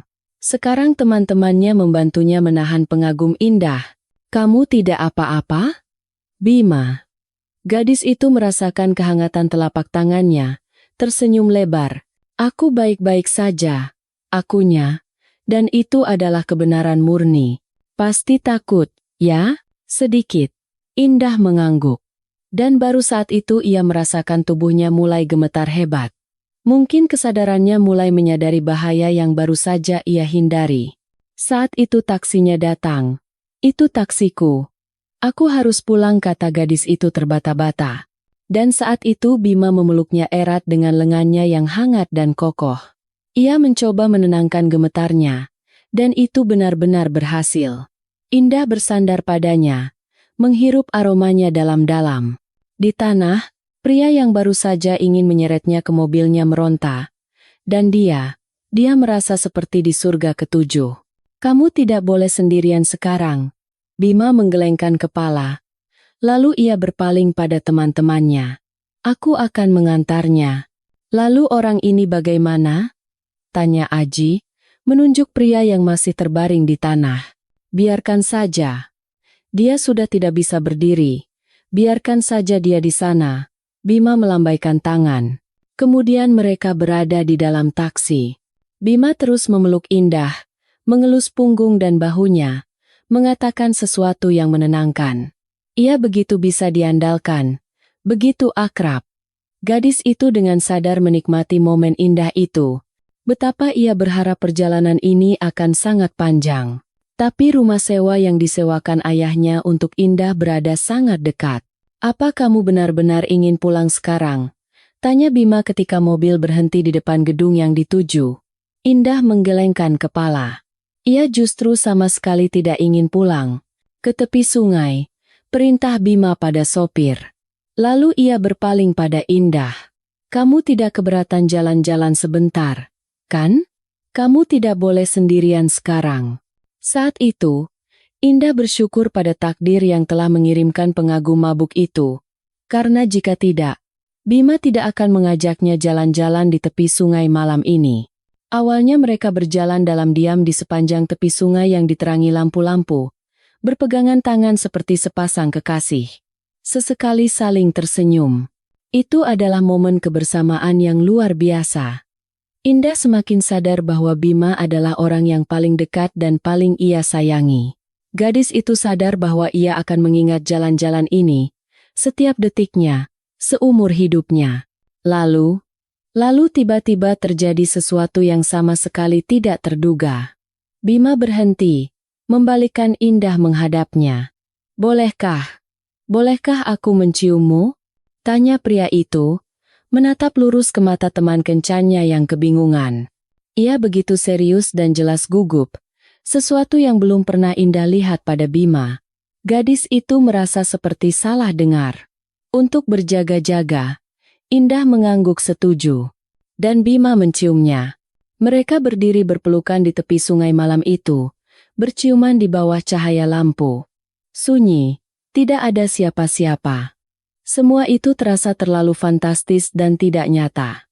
Lalu ada percakapan panjang, Bima yang lebih banyak bicara. Indah hanya mendengarkan dan tersenyum, tidak percaya bahwa ini benar-benar terjadi padanya. "Aku sudah lama sadar bahwa kamu adalah orangku." Bima memeluk Indah dengan lembut, mendekapnya. "Aku belum pernah merasakan hal seperti ini sebelumnya. Awalnya aku hanya suka mengobrol denganmu. Aku melihatmu dan berpikir, gadis yang baik, pintar, peka, baik hati. Lalu tiba-tiba aku sadar. Aku mulai merindukanmu saat lama tidak bertemu. Aku merasa kehilanganmu." Itu menjadi sebuah penemuan bagi Bima. Tentu saja ia pernah berkencan dengan gadis-gadis. Pernah punya hubungan asmara yang singkat dan penuh gairah. Kebanyakan indah. Tapi tidak ada satupun dari mereka yang menimbulkan perasaan dan emosi sebanyak yang ditimbulkan oleh Indah, seorang gadis pendiam dari kelompok teman biasa. "Aku mulai melihatmu dengan mata yang sama sekali berbeda. Aku semakin menyukaimu. Aku sadar bahwa tidak ada yang sepertimu. Aku kenal banyak gadis, tapi mereka berbeda. Sama sekali berbeda. Tapi kamu, bersamamu aku selalu merasa sangat baik. Sangat ringan. Kamu benar-benar istimewa." Pengakuan-pengakuan itu membuat kepala Indah pusing. Apakah semua ini benar-benar terjadi padanya? Bima mengucapkan kata-kata seperti itu. Kata-kata yang membuatnya ingin menangis dan tertawa pada saat yang bersamaan. Indah tidak tahu harus berkata apa sebagai balasan. Semua kata terasa tidak cukup ekspresif. Sebagai gantinya, ia semakin erat memeluk dada Bima. Dan Bima mengelus kepalanya seperti anak kucing dan tersenyum. Tentu saja ia mengerti segalanya dari reaksinya. Sejak saat itu, mereka bukan lagi individu yang terpisah, tetapi menjadi satu kesatuan. Pasangan. Ya, pasangan. Indah merasakan pada saat itu bahwa sekarang mereka bersama. Kemudian, gadis itu mengaku pada Bima bahwa ia jatuh cinta padanya pada pandangan pertama. Ia tidak menunjukkan perasaannya karena yakin hubungan mereka tidak akan berhasil. "Kenapa?" Bima bertanya dengan tulus. "Yah, di sekelilingmu selalu banyak teman, banyak gadis cantik. Aku merasa di antara mereka aku hanyalah tikus kelabu. Dan aku justru tidak melihat sinyal apapun darimu." Bima tersenyum. "Aku tahu apa yang dilakukan gadis-gadis saat mereka menyukai seorang pria. Mereka mencoba untuk selalu berada di dekatnya, menggoda, Malu-malu. Tapi kamu bersikap sangat berbeda. Aku tidak pernah menduga bahwa aku menyukaimu. Kalau saja aku melihat sesuatu. Tapi aku takut merusak persahabatan kita. Kita mengobrol dengan sangat baik dan santai. Aku tidak ingin menunjukkan simpatiku dan mempertaruhkan hubungan itu. Tentu saja tidak semua berjalan mulus antara Indah dan Bima. Mereka saling mengenal lebih dalam, menyesuaikan diri, belajar untuk bersama. Tapi secara umum, di sampingnya, Indah merasa sangat berbeda. Dicintai, cantik, terlindungi, dan ia sangat menyukai perasaan itu. Bima merawatnya. Cintanya diekspresikan melalui perhatian dan perlindungan. Mereka hampir seumuran, tapi ia bersikap seolah-olah jauh lebih tua, mengambil tanggung jawab, menyelesaikan semua masalah penting. Indah lama tidak bisa percaya bahwa Bima benar-benar bersamanya sekarang. Itu luar biasa. Ia sudah lama memimpikan hal seperti itu, membayangkan gambaran serupa di kepalanya, tapi yakin itu tidak akan pernah terjadi. Dan sekarang, sedangkan Sari, ternyata ia sudah menduga kemungkinan ini. Aku lihat cara Bima menatapmu. Awalnya aku pikir mungkin aku hanya berkhayal. Tapi ternyata itu benar. Aku ikut senang untuk kalian. Kenapa aku tidak menyadari apa-apa? Indah heran. Kamu memang tidak terlalu perhatian pada detail. Sari tertawa. Dan dia menyembunyikan perasaannya dengan baik. Tidak terlalu perhatian pada detail. Kata-kata Sari yang diucapkan bertahun-tahun lalu itu kini tiba-tiba muncul jelas di benak Indah. Ternyata sahabatnya benar. Dulu Indah tidak menyadari apa-apa, dan sekarang ia melewatkan semuanya lagi. Wanita itu sedang berjalan melewati air mancur di alun-alun. Di bangku itu, ia dan Bima menghabiskan banyak waktu. Tertawa, berciuman, menikmati masa muda dan kebersamaan. Dunia saat itu tampak cerah, sederhana, hangat, karena mereka saling memiliki. Bima dengan penuh semangat menceritakan rencananya tentang band. Musik semakin memikatnya. Mata pemuda itu berbinar ketika ia membahas prospek band rocknya dengan Indah. Itu adalah anaknya, yang ia gantungkan harapan besar padanya. Indah senang kekasihnya punya sesuatu yang memberinya energi dan mendorongnya untuk maju. Apalagi arus balik menjadi band yang semakin populer di kota. Indah mendukung Bima. Ia merasa Bima benar-benar akan menjadi bintang. Begitu berbakat. Begitu bersemangat. Publik sudah menerimanya. Selanjutnya akan lebih besar lagi. Puncak-puncak baru. Bekerja sesuai jurusannya sebagai pengacara. Bima tidak berniat melakukannya. Ia berkali-kali mengatakan bahwa itu terlalu membosankan dan rutin baginya. Indah setuju. Kekasihnya memang seorang seniman. Ia harus berkembang sebagai musisi rock, menaklukkan puncak-puncak baru. Membayangkan Bima saat itu mengenakan kemeja putih dan celana bahan di kantor sungguh mustahil. Lalu terjadi sebuah peristiwa yang mengubah segalanya. Itu terjadi pada saat yang paling tidak tepat. Bima dan Indah akan segera menyelesaikan kuliah mereka.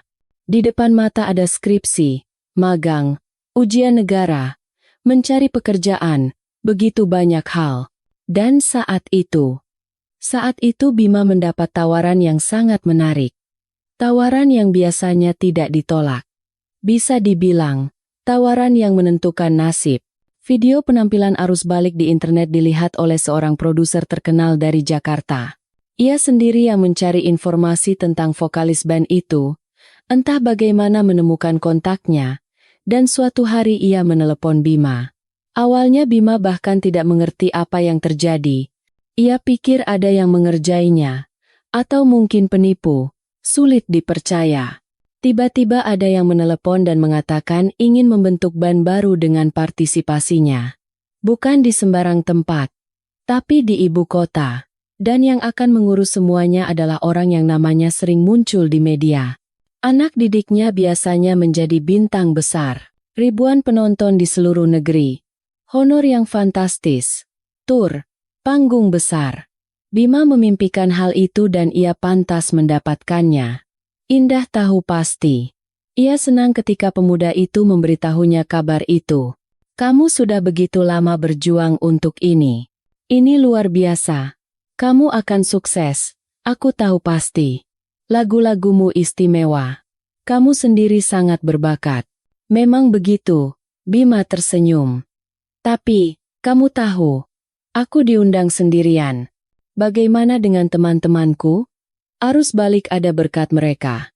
Kami melakukan semuanya bersama, bekerja keras. Dan sekarang begini. Kalau aku pergi, band ini akan bubar. Aku mengerti. Indah menggelengkan kepala. Ia baru sadar bahwa pilihan yang dihadapi Bima jauh lebih sulit daripada yang terlihat pada awalnya. Tapi kamu harus maju. Pikirkan, jika kamu menjadi terkenal dan berpengaruh, kamu nanti bisa membantu teman-temanmu. Bima mengangguk, tapi terlihat jelas ia masih ragu. Indah tidak bisa membiarkan kekasihnya melewatkan kesempatan seperti itu karena keraguan moral. Ia menemui Aji, salah satu anggota setia arus balik. Ia adalah pemuda yang jujur dan tulus, ramah, tidak punya maksud tersembunyi. Indah sepenuhnya mempercayainya. Gadis itu menceritakan pada Aji apa yang terjadi pada Bima. Awalnya Aji sangat senang. Kemudian, menyadari bahwa arus balik akan berakhir, ia menggelengkan kepala dengan sedih. Tapi Aji tetap melakukan apa yang diharapkan Indah. Dialah yang meyakinkan Bima bahwa ia sama sekali tidak boleh menolak kesempatan seperti itu. Bima merasa jauh lebih lega setelah berbicara dengan teman-teman bandnya. Mereka semua dengan suara bulat meyakinkan vokalis mereka bahwa ia harus menerima tawaran itu. Mereka adalah teman sejati. Tidak ada iri hati, tidak ada satupun celaan. Indah sadar bahwa sekarang ia dan Bima akan lebih jarang bertemu. Ia harus tinggal dan bekerja di Jakarta, mungkin, dan ia juga akan pindah ke ibu kota, lebih dekat dengan kekasihnya. Bima berkata begitu ia bisa. Ia pasti akan menyelesaikan masalah tempat tinggal. Jika ia berkata begitu, berarti ia akan melakukannya. Tapi tidak langsung. Awalnya ia akan tinggal bersama anggota band lain di sebuah rumah di pinggir kota. Berlatih dari pagi hingga malam, menyesuaikan diri satu sama lain. Itu akan menjadi periode yang berat dan cukup lama. Produser sudah memperingatkan Bima tentang itu. Tapi proyek itu menjanjikan kesuksesan besar, dan prospek itu menjadi bintang penuntun bagi Bima. Ia siap untuk sementara melupakan segalanya dan hanya bekerja keras dari pagi hingga petang. Apalagi ini tentang hal yang ia cintai, musik. Indah senang untuk kekasihnya, tapi juga cemas. Ini adalah ujian nyata bagi hubungan mereka. Mereka tidak akan bisa bertemu untuk sementara waktu. Dan di Jakarta, begitu banyak gadis cantik dan berbakat. Bagaimana jika Bima? Tentu saja selama hubungan mereka, ia telah berkali-kali membuktikan kekuatan perasaannya, kesetiaannya. Ia punya banyak penggemar di sini, tapi tetap saja, siapa tahu. Indah mencoba mengusir pikiran-pikiran cemas. Pada Bima, ia hanya mengatakan bahwa ia akan sangat merindukannya. Bima memeluknya, meyakinkannya bahwa ia juga tidak bisa membayangkan hidup tanpanya, berjanji akan selalu berkomunikasi. Pria itu sudah bersiap untuk berangkat. Ia menyelesaikan urusan di universitas, berhasil mengatur ujian dan sidang skripsi lebih awal. Tidak mudah, tapi Bima berhasil. Koper sudah dikemas, bahkan tiket sudah di tangan, dan saat itu, awalnya Indah bahkan tidak mau melakukan tes kehamilan. Cuma terlambat datang bulan, sering terjadi padanya. Tapi kemudian suatu pagi, ia merasa mual. Indah menghabiskan setengah jam di kamar mandi. Seumur hidupnya ia tidak pernah semuntah itu. Keracunan. Tapi keesokan paginya, hal yang sama terulang lagi. Gadis itu sadar, ia tidak bisa mengabaikan gejala seperti ini. Indah langsung pergi ke apotek di sudut jalan, membeli alat tes, dan tanpa menunda, melakukannya di kamar mandi. Kemudian, dengan mata terbelalak, ia lama menatap dua garis tebal yang jelas. Wah, Emosi pertamanya adalah kegembiraan. Ia dan Bima akan punya anak. Bahagianya memang terlalu cepat, tapi tidak apa-apa. Mereka bisa mengatasinya. Lalu tiba-tiba Indah berpikir bahwa kekasihnya minggu depan akan terbang ke kehidupan baru. Ia tidak akan ada di sampingnya. Ia tidak akan membantunya dengan anak itu. Lalu apa yang harus dilakukan? Malam itu, Indah dan Bima berjalan-jalan di kota. Ia memegang tangannya dan berbagi kesan tentang apa yang terjadi padanya. Aku merinding. Rasanya seperti pahlawan di film tentang kebangkitan seorang bintang. Bima sedang dalam suasana hati yang sangat baik. Pikirannya sudah berada di atas panggung besar, dengan gitar di bawah sorotan lampu. Ia punya begitu banyak ide, begitu banyak rencana. Tidak mudah bagi Indah untuk mengakuinya tentang apa yang ia ketahui pagi itu. Tapi ia harus melakukannya. Senyum. Senyum bahagia. Itulah yang pertama kali Indah lihat ketika ia menceritakan semuanya pada Bima. Ia senang. Dan seketika itu juga, beban berat terangkat dari pundak gadis itu. Kehamilannya ternyata tidak menjadi masalah. Bima tulus senang mengetahui akan menjadi seorang ayah. Ini keajaiban, katanya, memeluk Indah. Bagaimana perasaanmu sekarang? Biasa saja. Hanya mual di pagi hari. Selebihnya tidak ada perubahan. Kemudian mereka berjalan dalam diam di jalanan kota. Masih berpegangan tangan, tapi masing-masing berpikir sendiri. Indah mengamati wajah Bima dengan saksama. Ia jelas sedang mengambil keputusan penting. Banyak yang harus dipikirkan. Akhirnya Bima berkata, "Anak kita. Dia mengubah segalanya. Seluruh dunia akan menjadi berbeda sekarang. Kita kan sekarang orang tua. Mengerti? Kita harus membuat anak kita bahagia, terlindungi, tidak kekurangan apapun." Indah menatap Bima dengan kagum. Ia sendiri belum merasakan hal seperti itu. Ia hanya diam-diam senang karena di dalam dirinya ada makhluk kecil yang ia sayangi. Bima dan Indah sekarang tinggal bersama. Ia menyewa sebuah apartemen tidak jauh dari studio tempat arus balik berlatih. Sebuah apartemen studio kecil, sempit, di gedung tua. Berdua di sini terasa nyaman dan hangat. Tapi tentu saja bayi tidak bisa dibawa ke sini. Bahkan tidak ada tempat untuk tempat tidur bayi. Di rumah mereka makan, menonton TV, lalu tidur. Dan keesokan paginya saat sarapan, Bima memberitahukan keputusannya pada Indah. "Begini, aku tidak akan menandatangani kontrak dengan produser itu. Aku tetap di sini. Kita akan menunggu kelahiran anak kita bersama, membangun kehidupan baru. Aku harus ada di sisimu sekarang." Pada saat pertama, Indah merasa seolah beban berat terangkat dari pundaknya. Bima akan tetap di sampingnya. Dan bersamanya tidak ada yang menakutkan. Ia akan menyelesaikan semua masalah. Ia tidak perlu menghadapi masalah dan kesulitan sendirian. Tapi beberapa saat kemudian, Indah sadar apa arti keputusan itu bagi kekasihnya. Ia tidak boleh membiarkan Bima melepaskan mimpinya yang sudah begitu lama ia perjuangkan. Tidak. Ia menggelengkan kepala. Tidak.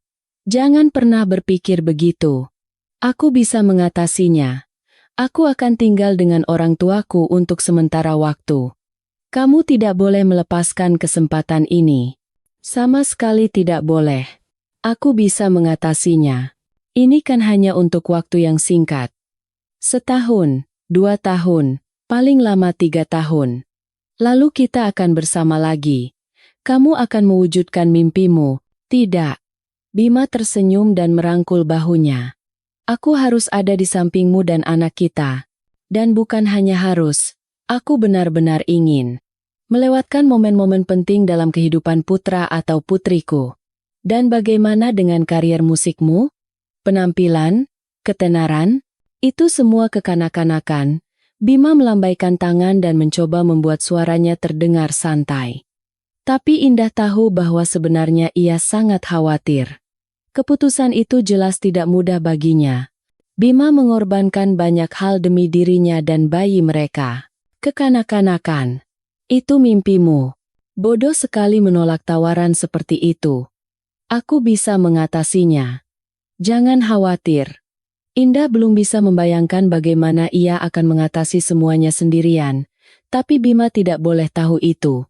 Ia harus terbang ke Jakarta, harus menembus panggung besar. Itu mimpinya, hidupnya. Belum tentu berhasil. Pria itu menggelengkan kepala. Kesuksesan tergantung pada banyak faktor. Produser tidak menjanjikan apa-apa.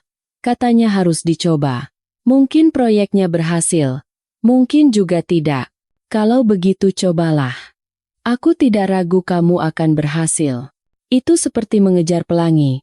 Bima tersenyum hangat. Sedangkan kita butuh uang sekarang. Uang, stabilitas. Kita harus mempersiapkan diri dengan baik untuk kelahiran anak kita. Dan aku tidak mau melewatkan hari-hari pertamanya. Itu sesuatu yang tidak bisa diulang nanti. Dan Bima pun tinggal. Ia akhirnya bekerja di sebuah firma hukum sesuai jurusannya. Orang yang dulu benci pekerjaan rutin itu sekarang senang seperti anak kecil saat diterima. Ini perusahaan yang sangat menjanjikan, kata Bima pada Indah. Gaji bagus, ada kesempatan untuk berkembang. Tepat seperti yang dibutuhkan seorang kepala keluarga. Indah tersenyum. Tentu saja, tapi hatinya sakit. Sakit karena Bima membuat pengorbanan sebesar itu demi dirinya. Ini adalah ujian bagi hubungan mereka, dan Bima melewatinya dengan baik. Namun, tempatnya bukan di kantor yang pengap. Anggota arus balik memanggil kembali vokalis mereka, mencoba membangkitkan kembali band itu. Tapi Bima menolak. Sekarang ia banyak bekerja, tidak punya waktu untuk latihan dan tampil. Dalam hidupnya muncul tujuan yang sama sekali berbeda. Tahap itu sudah berlalu, sudah selesai. Jelas Bima pada teman-temannya. Aku memulai babak baru dalam hidupku. Sekarang aku sudah dewasa. Segera, Bima bisa menyewa apartemen yang lebih besar. Lalu ada pernikahan, tanpa kemewahan dan perayaan besar. Hanya duduk-duduk dengan teman-teman di kafe dan merayakannya. Uang dibutuhkan untuk hal lain. Perlengkapan bayi tidak murah. Lalu lahirlah Bagas. Dan Bima menunjukkan dirinya sebagai ayah yang luar biasa. Peka, perhatian, peduli. Ketika ayah muda itu menggendong putranya, matanya bersinar dengan cahaya khusus. Indah melihat kekasihnya bahagia. Itu membuatnya merasa lebih ringan. Pasangan itu telah melalui banyak hal, malam-malam tanpa tidur dengan bayi, kesulitan keuangan, bahkan krisis hubungan. Tapi mereka berhasil mempertahankan perasaan hangat satu sama lain. Mereka berdua telah berbuat banyak agar keluarga mereka sekarang begitu kuat dan harmonis. Semuanya berjalan baik bagi mereka. Mereka membeli apartemen, mobil, bahkan membeli sebuah villa agar tidak harus menahan anak mereka di kota yang panas sepanjang musim panas. Dan ke villa itulah sekarang Indah menuju. Perlu tempat untuk menghabiskan waktu. Wanita itu duduk di dalam bus yang membawanya ke kawasan villa dan menatap keluar jendela dengan termenung. Matahari bersinar terang di langit. Tapi musim gugur sudah tiba. Pohon-pohon menguning, rumput layu. Udara bersih dan jernih. Di ladang, beberapa bunga masih terlihat. Indah belum pernah melewati jalan ini di waktu seperti ini. Semuanya terasa akrab, namun sekaligus berbeda. Aneh rasanya tidak mempercayai Bima. Mereka sudah bersama bertahun-tahun. Ia sudah berkali-kali membuktikan kesetiaan dan pengabdiannya. Keputusannya untuk meninggalkan karier musik, melupakan mimpinya, itu saja sudah cukup. Sejak saat itu, Bima bahkan tidak pernah lagi menyentuh musik. Ketika butuh uang untuk keluarga, ia hanya bekerja. Hanya belakangan ini saja kadang-kadang pria itu mengambil gitar tuanya. Itu pun hanya untuk mengajari putranya akord-akord sederhana. Bima adalah ayah yang luar biasa, perhatian, dan terlibat. Tapi perilakunya saat ini, semuanya menunjukkan bahwa Bima punya seseorang. Dan sebentar lagi Indah akan punya bukti. Hanya saja, apa yang harus dilakukan setelah itu? Itu yang belum Indah tahu. Bus berhenti di halte yang dituju. Indah turun. Di sini sepi sekarang, tidak seperti musim panas. Di musim panas, anak-anak berlarian dengan sepeda. Dari balik pagar terdengar obrolan dan tawa. Sekarang seolah-olah semuanya mati. Bahkan terasa sedikit menyeramkan. Indah berjalan menyusuri jalan. Di antara rumah-rumah asing itu, ada tanah miliknya dan Bima. Mereka begitu senang saat bisa membelinya. Dengan penuh kasih mereka menata sarang mereka, membuatnya nyaman dan cocok untuk liburan keluarga.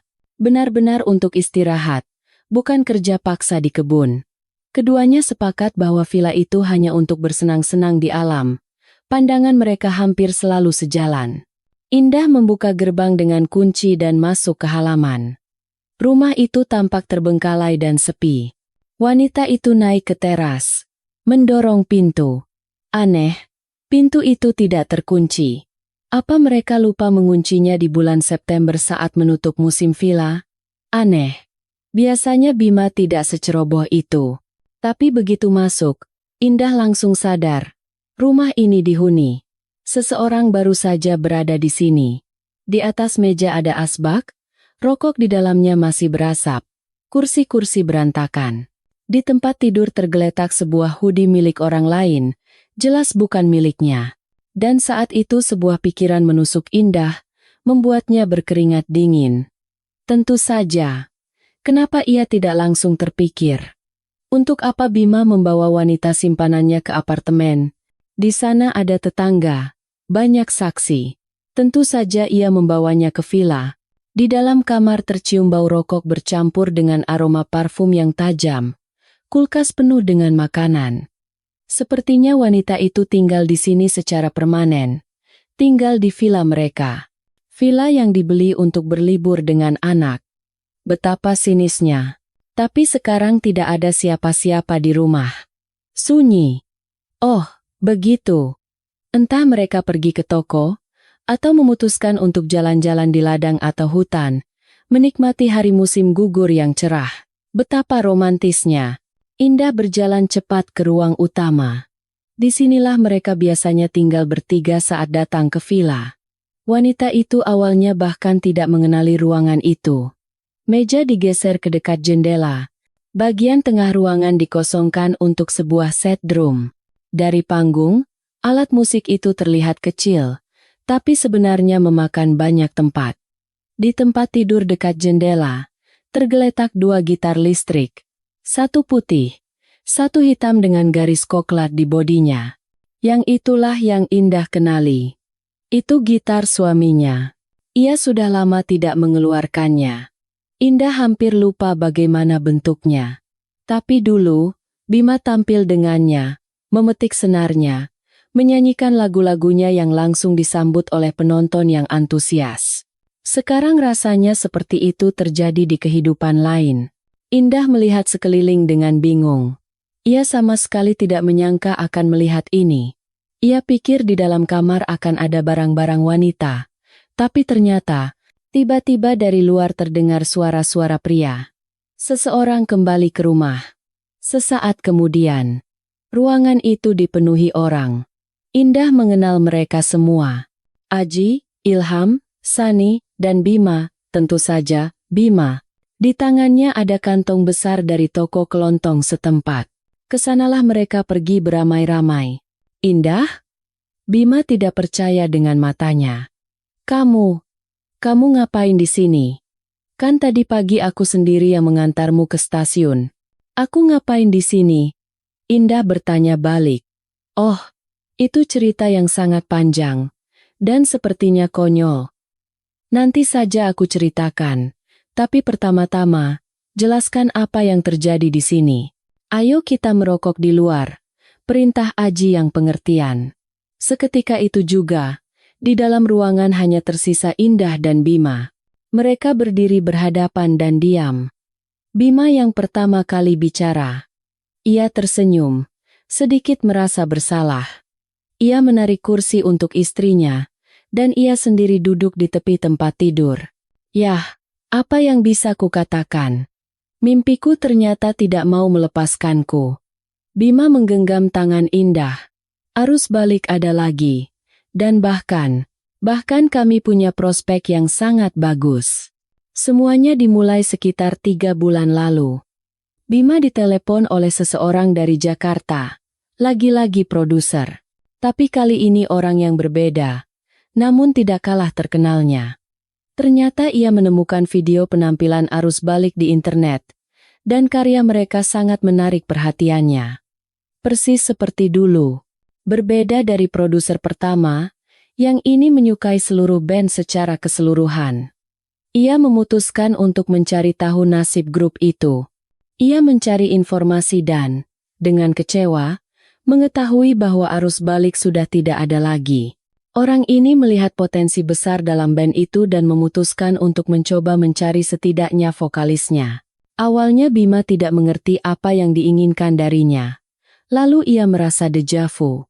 Lagi-lagi telepon dari Jakarta. Lagi-lagi dengan tawaran yang mustahil ditolak. Produser itu mengundang mereka ke sebuah acara pencarian bakat. Awalnya hanya acara biasa. Idenya adalah musisi-musisi yang belum terlalu populer datang ke studio, menunjukkan karya mereka, lalu para bintang memberikan saran. Dan lagu-lagu mereka mulai terdengar sangat berbeda. Mereka harus bolak-balik ke Jakarta untuk latihan, rekaman, dan tampil. Itulah sebabnya perjalanan dinas Bima menjadi sering. Ia menjelaskan ketidakhadirannya sebagai perjalanan bisnis. Pemenang acara ini akan mendapatkan kontrak. Kontrak dengan pusat produksi terkenal, mengerti? Dan itu sudah 100% sukses. Dan kami sudah di final. Semua tanda menunjukkan bahwa kamilah yang akan menjadi pemenang. Tapi kalaupun tidak, kami sudah diperhatikan. Kami sudah menunjukkan diri, menarik perhatian orang-orang penting. Kami sudah ditawari kontrak. Dadis Komering Barka. Bima bahkan harus berhenti dari pekerjaannya setelah jelas bahwa semuanya menjadi sangat serius. Yang lain juga melakukan hal yang sama. Mereka sudah menerima bayaran untuk partisipasi dalam acara itu, jadi keluarga mereka tidak merasakan perubahan finansial apapun. Kami memutuskan untuk tidak memberitahu siapapun dulu. Lanjut Bima. Awalnya sepertinya semua ini tidak serius. Tidak perlu ada obrolan yang tidak perlu. Lalu kami memutuskan untuk membuat kejutan. Mengejutkan semua orang. Memberikan inspirasi. Membuat sensasi. Acaranya akan segera tayang. Kuharap kami akan menjadi pemenang. Kami ingin langsung membahagiakan orang-orang terdekat dengan kemenangan. Dengan juara pertama. Dan, ya, secara umum, menceritakan perubahan ini saat sudah ada kepastian. Indah menatap suaminya dan tersenyum. Kecurigaannya sendiri sekarang terasa konyol. Ia sudah membayangkan betapa kecewanya Rani nanti. Sahabatnya itu pasti yakin bahwa Bima telah mengkonfirmasi teori kuatnya bahwa semua suami selingkuh. Tapi Bima, ia hanya melanjutkan perjalanannya menuju mimpinya. Ya, ia harus untuk sementara waktu berubah menjadi pengacara yang serius dan kepala keluarga yang bertanggung jawab. Tapi dari takdir, sepertinya, tidak bisa lari. Aku sangat bahagia untukmu. Indah menatap lurus ke mata suaminya. Kamu bahkan tidak bisa membayangkan betapa bahagianya aku untukmu. Aku tahu, Bima tersenyum.